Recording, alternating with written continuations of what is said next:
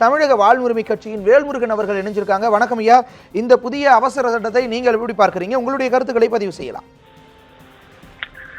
தமிழக வாழ்வுரிமை கட்சி ஏற்கனவே நாங்கள் குறிப்பிட்டிருந்தோம். அதாவது கருப்பு பணம் ஒழிக்கப்பட வேண்டும், ஊழல் ஒழிக்கப்பட வேண்டும், நம்முடைய நாட்டில் புழக்கத்தில் இருக்கிற கள்ள நோட்டுகள் ஒழிக்கப்பட வேண்டும் என்பதில் இந்திய நாட்டின் உண்மையாக ஊழலை ஒழிக்க விரும்புகிற எந்த குடிமகனுக்கும் எந்தவித ஒரு மாற்று கருத்தும் இல்லை. ஆனால் அதை நரேந்திர மோடி அவர்கள் அரசு நடைமுறைப்படுத்துகின்ற விதம் மிக மோசமானதாக இருக்கிறது.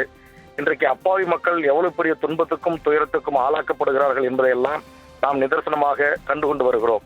இந்த சூழலில் நாளொரு வண்ணமும் பொழுதொரு மேனியும் என்று சொல்வார்கள். அதுபோல் தினம் தினம் ஒரு அறிவிப்பு வெளியிடுவதும் திரும்ப அந்த அறிவிப்புகளை பெற்றுக்கொள்வதும் அப்புறம் கால அவகாசத்தை நீட்டித்து தருவதும் என்று ஒரு முறையான ஒரு நடைமுறையை மக்கள் மத்தியில் நடைமுறைப்படுத்துவதற்கான எந்த ஒரு முன் திட்டங்களும் இல்லாத ஒரு அவசர நிலை பிரகடன காலத்தில் அறிவிப்பது போல தொடர்ந்து இந்த அறிவிப்புகள் வெளியிட்டு வருகிறார்கள். அவர்கள் இந்த பணத்தை வச்சிருக்கிற கருப்பு பணம் முதலாளிகள் இடத்தில் இருக்கிற பல்லாயிரம் கோடிகளை பிடிப்பதற்கு, சட்டத்துக்கு புறமாக பணத்தை சம்பாதித்து வைத்திருப்பவர்களை பிடிப்பதற்கு பல்வேறு வழிமுறைகளை கையாளலாம் இந்திய பேரரசு.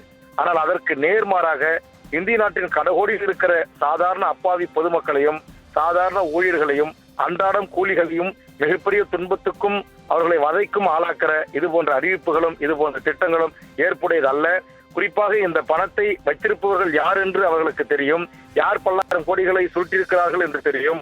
அவர்கள் மீது இந்த நடவடிக்கை பாய வேண்டுமே தவிர ஒட்டுமொத்த 120 கோடி மக்களும் துன்பத்துக்கு துயரத்திற்கும் ஆளாக்கப்படுகின்ற மத்திய அரசின் சர்வதிகாரமான இந்த போக்கு ஏற்புடையதல்ல. பிரதான எதிர்கட்சிகளையோ அல்லது கூட்டணியில் இடம்பெற்றிருக்கிற அரசியல் கட்சிகளையோ நாடாளுமன்ற உறுப்பினர்களுடைய கருத்துக்களை அறியாமல் மோடியினுடைய அமைச்சரவையும் மோடியும் தந்தோன்றித்தனமாக தானாக முன்வந்து அறிவிக்கிற இது போன்ற அறிவிப்புகள் எதையும் இந்திய மக்கள் பொறுத்துக் கொள்ள மாட்டார்கள், ஏற்றுக்கொள்ள மாட்டார்கள் என்பதுதான் தமிழக வாழ்வுரிமை கட்சியின் கருத்து. தான் தோன்றித்தனமான ஒரு அறிவிப்பு அப்படிங்கிற ஒரு விஷயத்தை பதிவு செஞ்சிருந்தீங்க. இந்த திட்டம் ஒரு தோல்வி அடைந்த திட்டம், இது இந்திய மண்ணுக்கு பொருந்தாத திட்டம் அப்படிங்கிற ஒரு விஷயத்தை பொருளாதார வல்லுநர்களும் எதிர்க்கட்சி தலைவர்களும் குறிப்பிடுறாங்க. இந்த விஷயத்தை நீங்க எப்படி பார்க்கறீங்க ஐயா? கண்டிப்பா இந்த இவர்கள் சொல்லுகின்ற சூப்பிங் மிஷின் மூலமாக எல்லாவற்றையுமே நாங்கள் பணத்தை பரிமாற்றிக் கொள்ள வேண்டும் என்று சொல்வது, ஆன்லைன் மூலமே பரிமாற்றிக் கொள்வது. நான் ஒரு கிராமத்தில் பிறந்த ஏழை ஒரு விவசாய குடும்பத்தினுடைய பிள்ளை.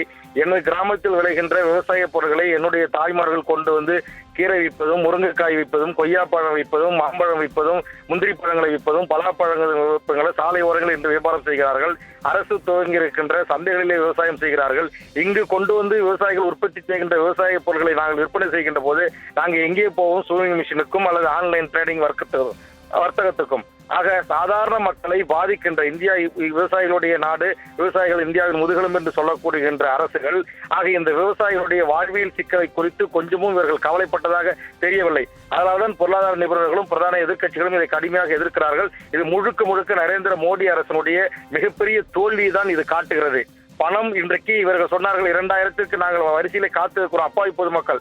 ஆனால் இன்றைக்கு 100 கோடி ரூபாய், 20 கோடி ரூபாய், 50 கோடி ரூபாய், 30 கோடி ரூபாய் என்று இந்த நாட்டுடைய மிகப்பெரிய உயர்ந்த பதவிகள் இருப்பவர்களிடத்திலும் இந்த நாட்டுடைய மிக உயர்ந்த அரசு பதவிகளை வைத்தவர்களிடத்திலும் இன்றைக்கு கட்டுக்கட்டாக பிடிபடுகிறது என்று சொன்னால் அது எப்படி அவர்கள் கைகளுக்கு சென்றது? அதை கொடுத்த வங்கி நிச்சயமாங்க ஐயா, உங்களுடைய அந்த கருத்துக்கள் புரிகின்றது. நீங்கள் பதிவு செய்த கருத்துக்கும் உங்களுடைய இணைவுக்கும் மிக்க நன்றி.